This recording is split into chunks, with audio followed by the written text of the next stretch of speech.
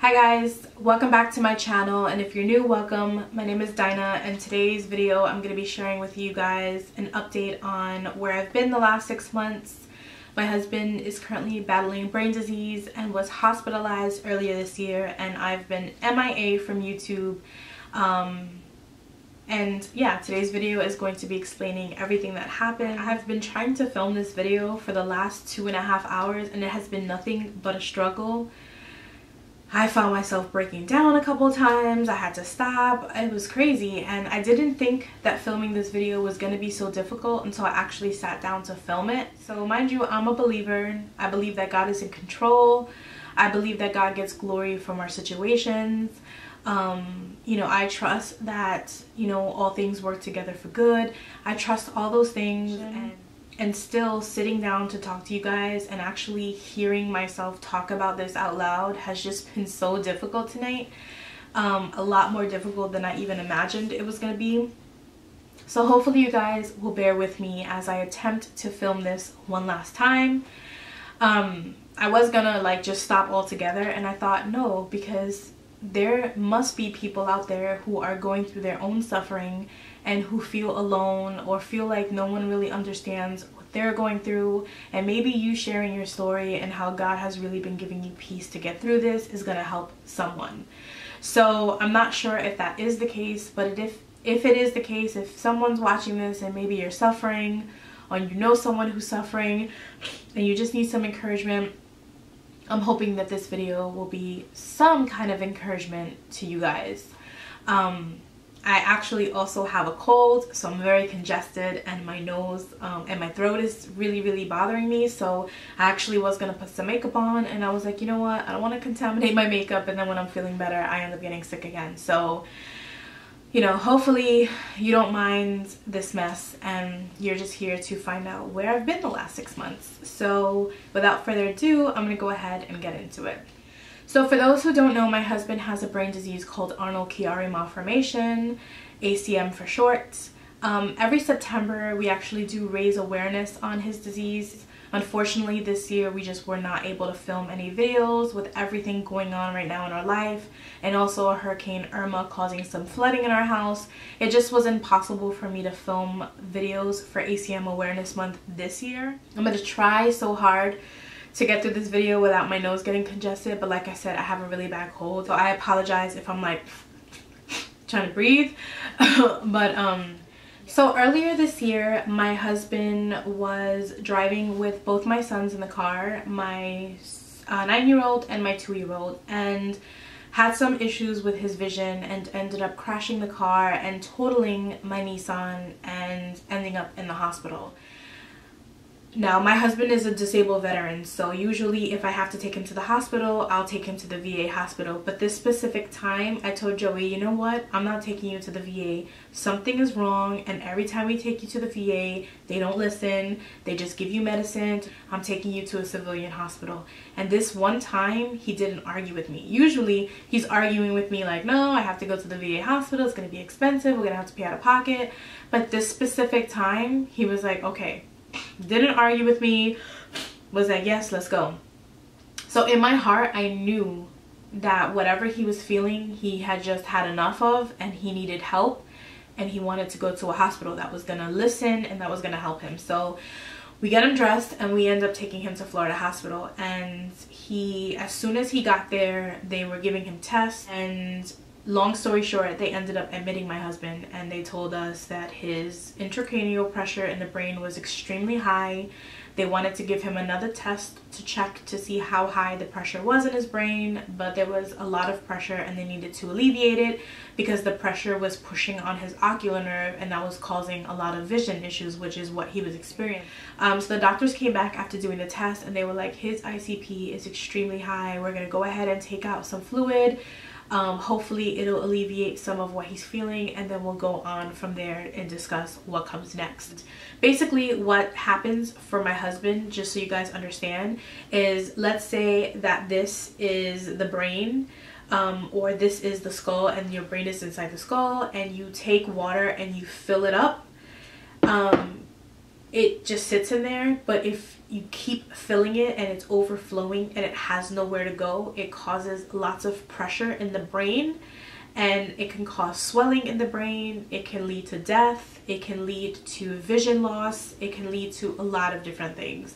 And that is what was happening with Joey. He was having a lot of vision issues. He was having extreme headaches. He couldn't deal with it. He couldn't even stand. Basically, he was having so much pressure in the brain that it was causing all these issues. So we had the opportunity to speak with a neurosurgeon who talked to us about Joey's neuropathy. One of the symptoms with Joey's condition is that he has severe neuropathy in his extremities, and basically what that is numbness and tingling in your extremities, but even though there's numbness, there's still pain. So it's numb in the fact that if I were to touch Joey's extremities, let's say I touched his leg with something hot, he wouldn't be able to tell that what I was touching him with was hot, but he would just be able to tell that I was touching him. So he'll feel pressure in that area, but he can't feel whether it's hot or cold. So he's numb to that. But when it comes to like the nerve damage and the pain that he feels within his body, there's a lot of extreme pain, especially in his lower, like in his legs. And so the doctor sat down with us, and the doctor was like, your husband has extreme neuropathy in his upper and lower extremities, and he's gonna get to a point where he's not gonna be able to control his leg functions. So let's say these are his legs dangling and he's sitting there.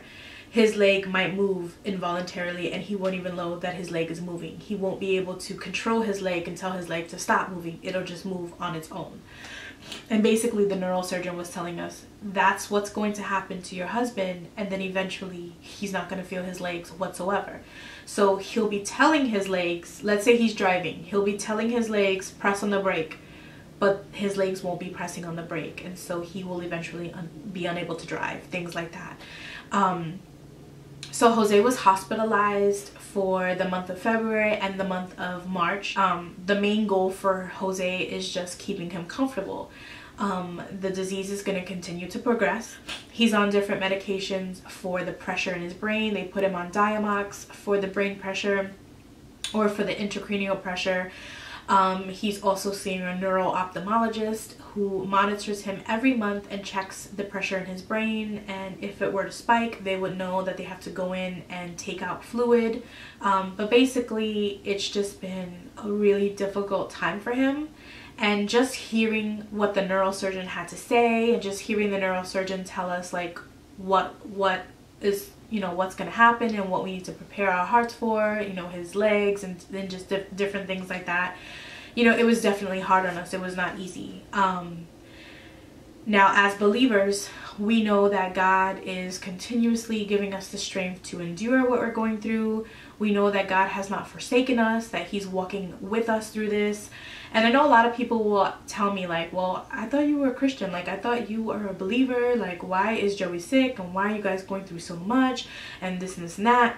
And, you know, nowhere in the Bible does it say that we're not going to face, you know, these things. In fact, the Bible equips us many times, you know, not to be overwhelmed by the things that we experience in this world. You know, I can share many different scripture verses that share those things. One of my favorite scripture verses is in James chapter 1 verse 2, and it says, "Count it all joy when you meet trials of various kinds, for you know that it is a testing of your faith." I'm glad that the Bible equips me to be able to handle these situations. It tells me that I'm going to go through these things, but it also equips me to be able to deal with things so that I can count it all joy when I meet trials of various kinds. You know what I'm saying? I'm not gonna lie and say that the last 6 months have been a breeze. These last 6 months have been extremely difficult. I actually lost my grandmother a little bit before Joey was hospitalized. She died of cancer. You guys have seen her in previous vlogs. So I lost my grandmother, and then a couple months later Joey was hospitalized, and we get this information, and he's told, you know, that he's very sick and that his condition is getting worse. One thing I didn't mention is that Joey is unable to go back to work. My husband was a full-time employee at his company for over 14 years. After he was discharged from the military, he did get a civilian job. Despite what he was going through with his health, he still went out and he got a job so that he could provide for us and I love him so much for doing that, because I know how much he's gone through the last 14 years just trying to work and hold on to his job and still be dealing with his disease. Has not been easy. He's just unable to go back to work, and so I was a stay-at-home mom with my son, and my husband was the one who was working, and now my husband is home like full-time with me. I'm taking care of my husband, I'm taking care of my 2-year-old.